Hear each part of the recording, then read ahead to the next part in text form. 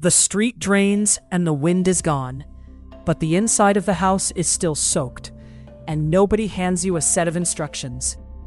Getting that water off the floor fast is the first real step, not the last one. Furniture that can be saved gets wrapped in plastic and set aside, while air movers and a dehumidifier work the room down to a safe moisture level. What can't be saved still gets documented before it leaves the house.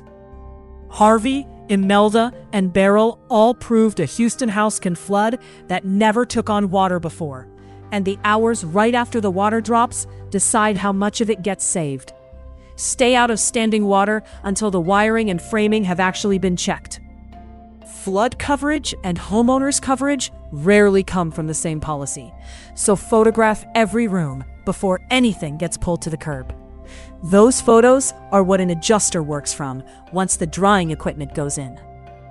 Once the water stops rising and it's safe to go back in, the real work is getting every room dry before secondary damage sets in. Tell us how high the water got so we know what to bring. Floodwater still inside after the storm? Call us 346-313-8009.